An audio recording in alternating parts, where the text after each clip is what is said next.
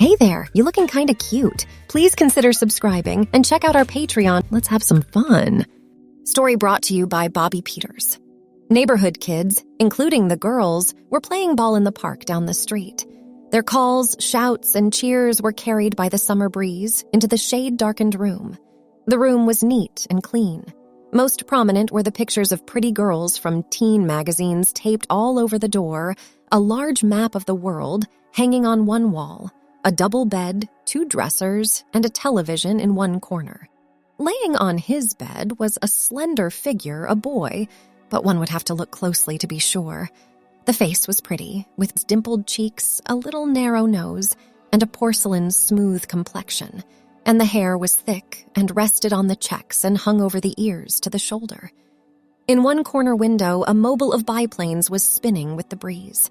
Bobbing up and down on needle-thin rods, the shiny shapes reflected the filtered light as they spun around in an endless, bloodless dogfight. Watching the silvery figures twirl, circles within circles, the young boy lay on his bed, his neck propped against a folded pillow. The urge kept building and building in my head. After all, 15-year-old boys just don't do what I was thinking about. They just don't it. Who cares about a stupid ball game, I thought to myself. I didn't feel bad about not playing in the game. Nah, it was a hot summer day, and who wants to run around and get dirty and sweaty on such a day? Earlier, my friend Bob stopped by. Come on, watch us play. Afterwards, we'll get a burger. But I didn't want to, so I lied. I can't. Mom wants me to do some stuff around the house. I sat up and started reading a book, flicked over a few pages of my stamp album, got bored. Summer vacation could be such a drag. I almost know I do miss school. I squirmed like I had an itch and rolled my head to relieve the tightness, all the time trying to resist the thoughts that were turning in my mind. I stared across my neatly made bed into the mirror over my dresser and shook my head in disbelief. What a sorry-looking boy I was. At 5'4" I barely weighed 110 pounds or so. What kind of a face is that for a boy? I asked myself. No wonder I'm here alone while everyone's outside having fun. I didn't have any hair on my face, not even peach fuzz, and only the faintest wisps of blonde hair on my arms. Geez, my friend Bob already has a shadow of dark hair above his lip.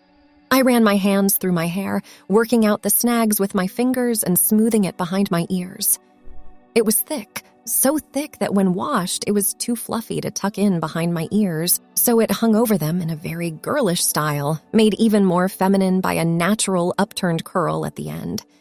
About all I could do was pull it back into ponytail. I almost hated to wash it. Clean, bouncy hair made me look so girlish, and it took a couple of days before it was controllable. Worse, Mom was always on my case to wash it like every other day, or else she'd join Dad and insist that I get it cut. I made some icky faces in the mirror and swished my head around. No way was I ever going to be tall and strong and athletic, or have a handsome, rugged face like my father. Geez, I might as well have been born a... No use thinking like that. Scooting off my bed, I knelt before my dresser and pulled out the bottom drawer. Quickly, I riffled through it, moving aside old-school notebooks until I found a large manila envelope. First one, then another. I flipped the packages on the bed and moved to my closet. I found it. A shoebox. Sitting on the edge of my bed, I undressed. Shirts, shorts, jeans. I unclasped the crinkling envelope and pulled out a pair of underwear, white ones with fancy stitching around the openings. Naked, I sat on the edge of the bed and glided my foot into a leg opening, first one foot and then the other. Standing up, I slid the soft undies up over my legs and thighs, up to my waist where they seemed to merge with my body. Slowly, I slid my thumbs inside the narrow elastic band that encircled me and savored my new skin. With fidgety fingers, I opened the larger envelope, pulled out a flattened bra, and slipped it on. After attaching the 4 small hooks, I pulled it around my slight frame. Lovingly, with delicate fingers, I tugged at the straps and pinched up the small, soft cotton cups. I opened the shoebox, a shoebox full of hair rollers, ones with sponge centers and soft plastic clasps, Nothing was more feminine to me than being in hair rollers and having curls like my mother and sister. Quickly, I gathered up stands of my hair and wrapped them around foam centers and snapped them closed. With fumbling fingers, I continued until my head was full of rollers, drooping ones mostly, haphazardly arranged and dangling in all directions. Not very neat, I knew. Not like Mom or my sister would do it. After all, they were real girls, and I was a boy who was only playing at being a girl. Laying in his bed, I admired my pretty girl self in the mirror, squeezing my legs together and caressing my shoulders. "Girls are sure lucky," I whispered under my breath as I gazed at the roller-covered image in the mirror.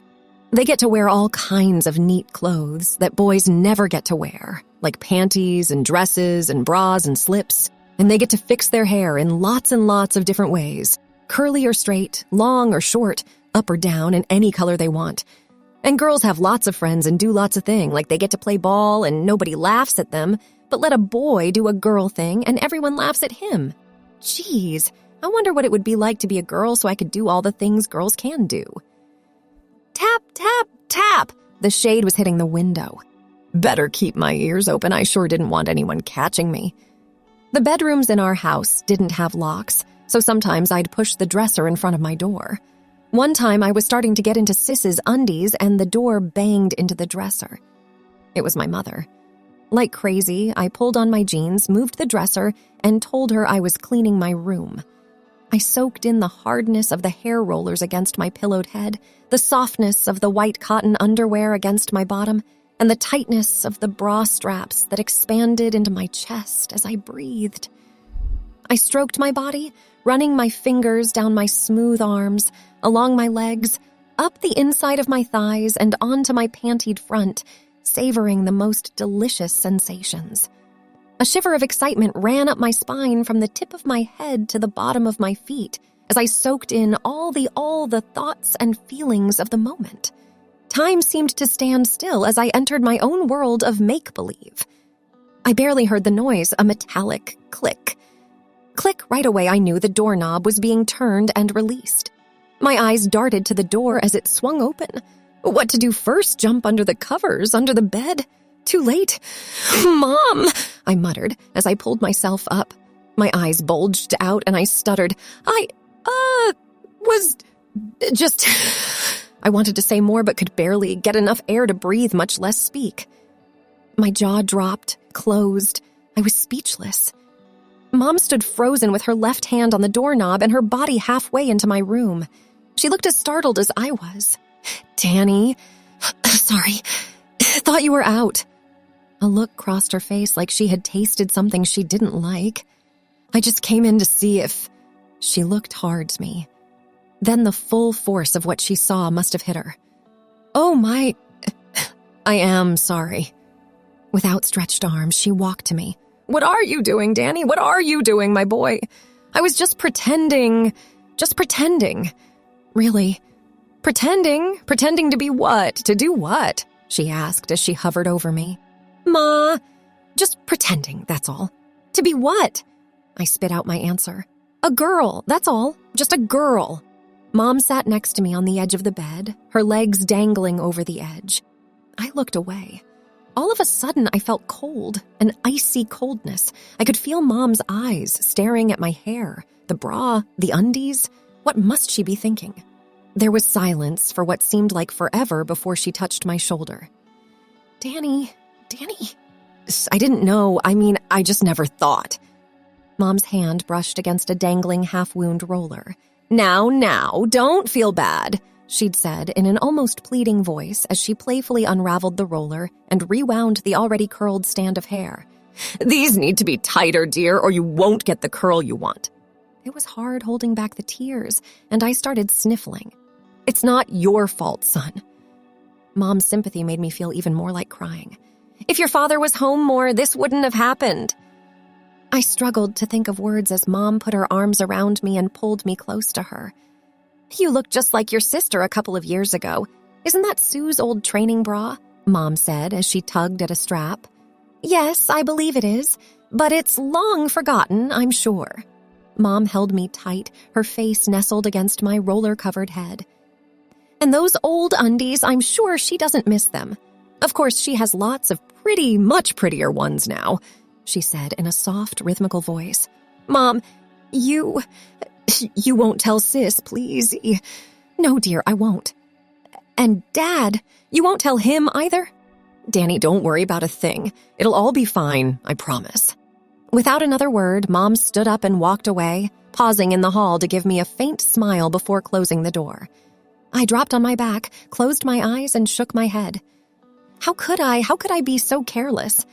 I wished I was a bug, so I could crawl under a rock and not be seen for years. For the next few days, I could hardly look Mom in the face, but when I did, she smiled what seemed to me to be an I know a secret smile. I just knew by the look in her eyes that she'd been thinking what she saw. Saturday morning, a lot was going on at home, so I figured Mom was too busy to concern herself with me.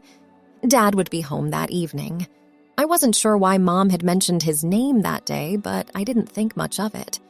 Dad was a long-distance truck driver who hauled heavy machinery and such on an 18-wheeler flatbed. Mom always made a big deal of Dad's return. Early in the morning, I heard Mom calling for my sisters to clean their room. By the time I came downstairs, Mom was busy doing all sorts of things.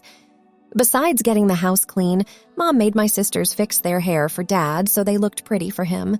Susan was 16 and had light brown hair past her shoulders, like my hair, but longer. But she got to fix it in lots of different styles. She was really cute and had lots of friends and tons of clothes. Mom usually set Sis's hair to create billows of shiny curls, all fluffed out and mixed together, like all the curls were fighting each other to be on top. My other sister, Debbie, was 13. She had really long hair, like to her butt. Mom usually braided her hair or combed it in a ponytail or twisted it around and around into a bun and pinned it in place. A lot of the time, Sue didn't like having her hair set and having to be in rollers. Debbie complained, too, saying she wanted to get her hair cut so she'd look older. She was cute, too, but a real tomboy. I guess Mom was the only one who enjoyed herself during these sessions, chatting about this dress and that blouse and this hairstyle going with that outfit. Mom loved to talk to my sisters about clothes and makeup and how girls should act. That Saturday morning, I avoided the back porch, which is where Mom usually set their hair. Didn't want to get her remembering what she saw. I was about to leave the house when Mom called. Danny, come here. Mom, I gotta go. Gotta meet my friends. Come here, son, Mom said, tapping her fingers on the arm of her chair. Ma, I gotta go. Come here. Daniel. I walked into the back room. Susan had a towel wrapped around her shoulder and was seated in front of a picture window. Debbie was on the couch with her head bent down, patting dry her long wet hair with a towel. Sit down so we can all talk about your father's return. Dad had been gone for 12 days. That's how long this trip took. Weird, but 12 days makes one almost forget what someone looks like, even one's father. I plopped down and tried to look mostly out the window. These you hand to me. I turned to see in front of me a bag of rollers, pink plastic ones with holes in them. Ma! Hand them to me, dear. Mom began combing Sue's damp hair. I watched the comb slide through her hair. You children, you know how your father loves those long-distance trips. Mom went on about how she wished Dad were home more. Every minute or so, she'd extend her palm and I'd hand her a roller. So maybe if all of you could somehow mention that you wished he were home more, Mom continued. Sue, as usual, was complaining. Ma, can't you hurry up? I want to go to Jenny's. All she did was complain. Ma, do we have to do this every time Daddy comes home? Shush, Susan, shush. When I was a little girl, I didn't have a father to wait for, and I was an only child. We know, Ma, Sue interrupted. And you'd set your hair every day after school, and your mother combed out your hair before you went to school. That's enough of Susan, Mom said, cutting her off. Of course, I had to watch Mom closely to be ready to dig into the bag and hand her a roller, but I hardly was listening to her, just catching a few words now and then. I'm sure I was staring more than I should have, but I couldn't help it. This was like a wish come true, being able to watch and not just peek. Mom's fingers moved really fast. Faster than I had ever realized as she wound up the damp strands of hair and pinned them in place. It seems like in no time she was finished with Sue. I really envied my sister. Man, oh man. Did she look cute with her hair full of rollers? I was fascinated by the sight, entranced by the contrast of damp brown hair and hard pink plastic. Finished, Sue dropped on the couch to finish an inquirer. Mom then combed my little sister's hair. I could see that Mom started from the bottom and used a broad-toothed comb to comb out my Deb's flowing damp hair. Finished with my sister's, Mom dropped her arms and sighed a sigh of relief. I was startled. "Want me to put some rollers in your hair?" Mom repeated, holding up a roller in front of my face. "Huh?" I said. "Do you want me to put a few rollers in your hair to give it some shape?" "Ma, you kidding?" I shot back and looked away, pretending I was disgusted with the idea. But of course my heart was racing 1,000 miles a minute. Sue chimed in, "Yeah, Mom, do it. Put Danny hair in rollers. Then he'd know how much we girls have go through to be beautiful." "Yes, Mom, yes. Do it." Debbie was beside herself. "He halfway looks like a girl anyway with his long hair." "Shut up," I yelled to her in my most manly voice. "Now, Daniel, be nice to your sisters." "Well, Daniel," Mom persisted, holding a roller in front of me like a tempting treat. "Do you?" Of course I wanted her to. I wanted to yell out, "Yes, please, Mom, please put me in rollers and give me pretty curls like my sister." My sisters were giggling, like they do all the time. "Girls, out you go to dry your hair, or else it's under the hair dryer." "No way," Sue cried. Out then," Man urged as she flicked her fingers at them to leave. But it didn't take much to get them to scurry out the door into the backyard where they sat on the patio under the table umbrella. I sat staring at them in the backyard. I wanted to get up, but was kind of like glued to the seated. Mom just wouldn't give up. "Danny, do you want me to put some rollers in your hair?" Her voice was clear and strong. "Mom, Dad will kill me if he sees me with my hair like a girl," I stuttered. "You know he's always after me to cut my hair as it is. My little boy does love hair rollers and pretty hair, doesn't he?" I just shrugged and looked down. "You can be honest with me. You want me to put your hair in rollers, don't you?" "Ma," I said, getting up, but her hand on my shoulder urged me down. "Daniel." Her voice was louder than normal and sharper. "I'm asking you a question. Do you want me to put your hair in rollers and fix your hair like your sisters?" "Yes," I shook my head up and down. "Speak up, Daniel. Is that a yes?" "Yes, Mother, yes," I admitted. "And you want to have pretty hair like your sisters, don't you?" Mom asked relentlessly. "Uh-huh. Yes." Mom seemed relieved. "Now don't you feel better for saying that?" I did feel better. "Yes." "And you want to look like a girl? Only girls have their hair set. Am I right, Daniel?" I was speechless. "Boys who want to have pretty girl hairdos must want to be girls. Isn't that true, Daniel?" That was too much for me to stand. "Mom, I gotta go. I blurted out and hurriedly walked away, barely escaping my mother's grasping hand.